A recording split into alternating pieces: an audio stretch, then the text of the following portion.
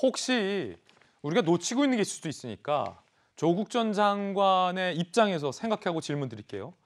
진짜 이혼이라고 볼 수 있는 그럼에도 정황이나 진짜 이혼이라고 할 수 있는 무엇 하나 조그마한 근거라도 있는지.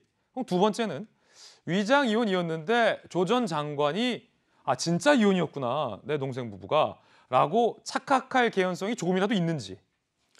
글쎄요, 제가 그걸 정확히 안다는 건 좀 어렵지만 조금 전에 김영주 전 의원 말씀하신 것 중에 시어머니가 이혼한 며느리와 동거한 건 아니죠. 지금 논란이 됐던 건 당시에 이혼한 며느리 소유의 빌라에 시어머니가 살았던 겁니다. 그런데 뭐 그거 관련해서 이제 조국 전 장관 여러 가지 이제 가족적인 문제를 얘기했기 때문에 그것이 뭐 전혀 불가능한 일은 아니죠. 그냥 자주 있는 일은 아니겠지만 드문 일이겠지만 어쨌든 불가능한 일은 아니기 때문에 그걸 가지고 뭐 위장 이혼이다 아니다 말할 수는 없는데 지금 새롭게 나온 건 어쨌든 합의문 아니겠습니까?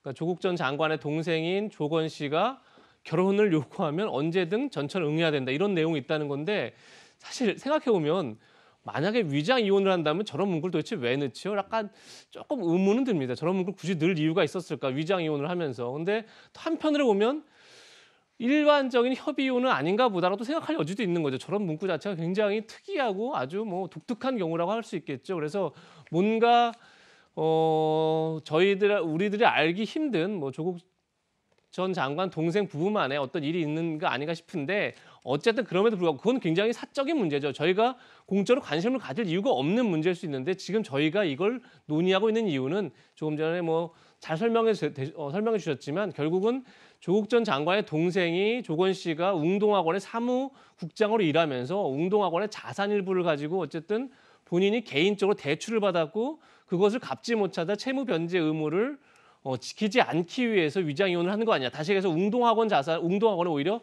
피해를 입힌 건 아니야. 이런 문제가 되는 거고 또 조국 전 장관이 웅동학원에 이사를 지냈죠. 그렇기 때문에 또 조국 전 장관도 거기에 자유로울 수 없는 거죠. 이제 그런 문제 때문에 이 위장 이혼 문제에 관심을 가졌던 건데 그래서 정영진 변호사 말씀하신 것처럼 그것이 이제 2심에서 만약 무죄가 됐다면 사실 더 이상 계속 이 의혹을 물고 늘어지는 것도 별로 의미가 없지 않겠나 이런 생각도 듭니다. 자, 김병민 대변인님. 네.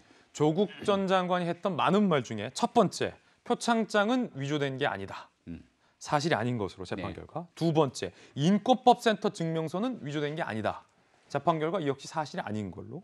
위장 이혼이 아니다라는 것도 네. 지금 많은 분들이 얘기한 것처럼 위장 이혼의 정황이 늪어지고 있고. 그리고 네 번째, 조 전 장관은 판결문을 봐서 알고 있을 거란 말이에요. 네. 조민 씨의 대학 성적이 24등이었다는 것을 조국 전 장관은 알고 있었을 텐데 부산대가 3등이라고 사실과 다른 발표를 했을 때 조 전 장관은 내 딸은 3등이다 라고 사실과 다른 이야기를 한 것. 네. 뭐 하나 맞는 게 없어요. 국민을 기만했다라고 저는 생각합니다. 왜냐하면 청문회장에 나와서 많은 언론들이 관심을 갖고 있었고요. 여기에 대해서 조금이라도 본인에 대한 방어를 하거나 피해갈 수 있는 여지가 있었을 때 잘 몰랐다라고 얘기를 할 수는 있겠으나 조 전 장관이 지난 청문회에서 했던 굉장히 자신 있게 얘기했던 많은 일들이 재판 결과 많은 내용들이 다 거짓으로 드러났던 부분들을 충분히 볼 수 있습니다. 이 웅동학원 문제만 하더라도 사실 이 웅동학원이 조국 전 장관 가족이 함께 운영하고 있는 곳이긴 하지만 사립학교는 정부의 많은 재원이 투입될 수밖에 없습니다. 그리고 그 재원은 결국 국민의 혈세로부터 나오는 건데 이 웅동학원이라고 하는 사학 재단을 이용해서 가족 일가가 뭔가 재산상의 이득을 착복했다면 심각한 문제고 고위공직에 나설 자격이 없는 겁니다. 하지만 조국 전 장관은 청문회장 앞에서 국민들께 아니라고 항변했고 결과적으로 그 내용이 다시 뒤집어지게 된다면 사실 책임 있는 정치 영역에 있었던 사람은 국민 앞에 고개 숙여서 죄송하다고 사과하는 것이 기본 도리일 겁니다. 근데 조국 전 장관 딸에 관련된 부산대학교 입시 문제에서 드러났듯이 조 전 장관은 끝까지 국민 앞에 사과하는 모습을 보이지 않기 때문에 결국 정치권에서 이미 정치 영역에 떠나 있던 조국 전 장관이 계속 소환될 수밖에 없는 것이거든요. 마지막으로 대한민국의 법무부 장관을 지냈고 또 민정수석을 지냈던 고위공직자로서의 일말의 책임감이 있다면 이런 문제에 대해서 한 번쯤은 사과하는 모습을 좀 볼 수 없겠는가 하는 아쉬움이 짙게 남습니다. 김근식 교수는 조 전 장관이 판결문을 읽어서 딸의 성적을 알고 있었을 텐데 사실과 다른 주장을 했다며 비판했습니다. 요 대목인데 정경심 교수 판결문을 당연히 읽었을 텐데 부산대 발표를 즉각 인용해 거짓 선동한 조국은 가증스러운 정치꾼, 위선과 거짓말의 달인, 조국답다라고 비판을 했는데 바로 조 전 장관이 부산대 발표 후 SNS에 올렸었죠. 요 대목을 의미하는 것 같습니다. 정혁준 변호사님, 네. 조 전 장관이 이렇게 분명히 학부 성적 3위라고 강변을 하거든요. 네. 정경심 부인의 판결문을 안 읽었을 수도 있나요?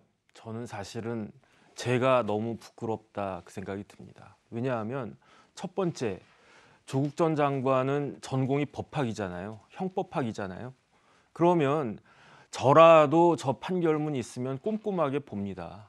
그런데 저 판결은 형법학자적인 관심에서도 이거는 좀 볼만한 그런 판결이기 때문에 그 자기 딸이 아니라고 하더라도 그 판결문을 서울대 법대 교수였다라고 하면 꼼꼼하게 보았을 것이다.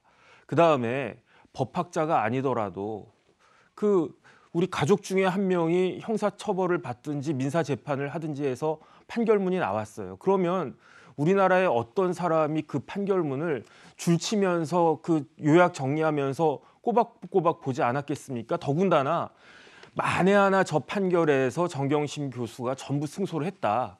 그러면 뭐 이거 다 이겼으니까 그냥 뭐 안 봐. 이렇게 할 수도 있지만 조국 전 장관이 뭐라고 이야기했습니까? 심지어 대법원인데도 불구하고 사실관계까지 다시 한번 따져보겠다. 법리검토 잘해보겠다. 그래서 대법원의 판결을 인정한 게 아니잖아요. 끝까지 우리는 무죄인데 1심도 틀렸고 2심도 틀렸고 그렇기 때문에 대법원 가서 이걸 반드시 뒤집겠다라는 취지로 이야기를 했는데 그런 사람이 판결문을 안 읽었다라고 볼 수가 있겠습니까? 그러니까 누구보다도 저 객관적인 사실에 대해서 잘 알고 있을 터인데 그런데 그 차라리 저 표현을 우리 딸은 학부 성적 3등이다. 가로치고 부산대도 그렇게 했다. 그게 아니고 주어가 부산대 아니었습니까? 예. 부산대는 우리 딸이 3등이라고 한다. 이렇게 이야기를 하니까 저 표현도 뭐 제가 이제 뭐 자꾸 이렇게 생각을 해서 그런지 몰라도 그러니까 모든 것들이 다 이런 식으로 살짝살짝 진실을 가리는 것이 아닌가 그런 생각이 들면서 이러니까 이런 행동은 재판부에도 영향을 미칩니다. 왜냐하면 저 사람은 진실을 말하는 사람이 아닌가 이런 의심을 주기 때문에 본인한테도 좋지도 않고 많은 사람들한테도 인상이 굉장히 좋지가 않습니다. 정혁준 변호사의 개인적 견해까지 들어봤습니다.